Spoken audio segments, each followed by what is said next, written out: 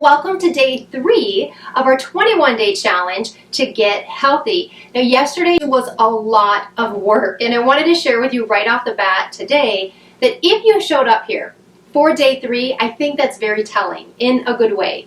I think that if you were willing to go through yesterday, and especially because it's an approach to getting healthy that you probably never tried before, and you were willing to do that and show up again today, I think that's great, because I'm going to share with you today what a lot of people do differently that doesn't seem to work out, and how I want to lead you down a path that's going to be different to help you in this 21-day challenge. But real quick, if you are new to me, my name is Berta Lippert, and I'm a Mayo Clinic trained and board certified health and wellness specialist, where I specialize is behavior change and helping people create the changes that they would like to in their life. What I want to share with you is a very common approach, and I want to make sure you know that there's no judgment here, but a very common approach to getting healthy that a lot of people will use, and that is just to go all in. When somebody makes a decision, hey, I want to get healthy, they're going to eat perfectly and try to work out every day, and they're going to create this morning routine where they're meditating and journaling, and it's just everything's unfolding beautifully and just amazing, and that might be the case, and I hope that it is.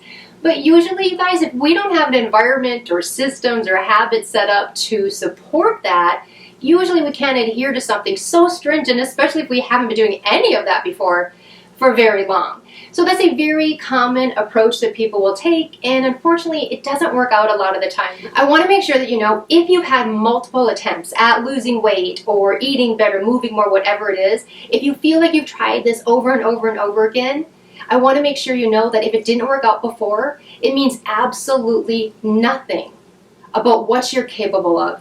It means absolutely nothing about what's possible for you. What that tells me is that you're willing to get right back up and try it again. And that, my friends, is an indicator of you being successful. Okay, so I want to make sure that do not beat yourself up. Whatever approach you might have tried before and it just didn't work out, let's just go ahead with this approach here today.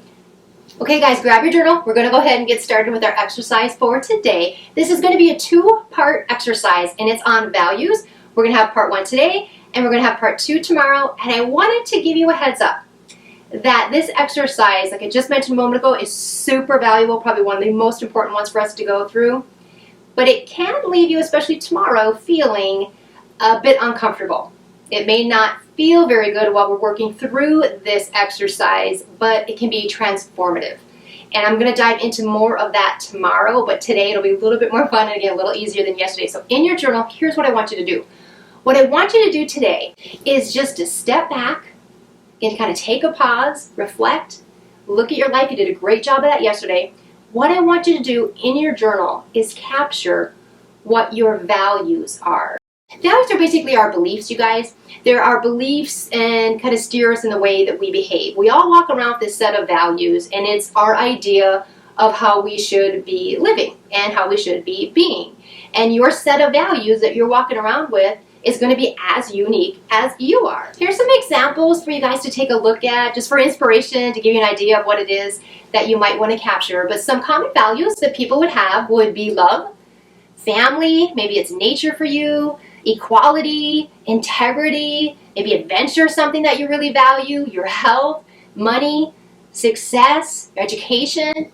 There's no right or wrong values here. We just want to have you create this list because your values are going to be unique to you. So don't worry about trying to figure out what is right or wrong. Just kind of really listen to your heart and see what comes up for you when you create a safe space to sit down and try to capture what it is that you value. One quick note on values, you guys, is that they do tend to change, so that's not uncommon at all. For example, you might have really valued adventure and risk-taking and something really that you found thrilling and exciting and fun at one point in your life, and then maybe later you're married with children and you have a family that you really care about and you love and they love you and you want security and safety and consistency. Those might be the things that you now value. And again, I just want to keep saying this. There is no right or wrong.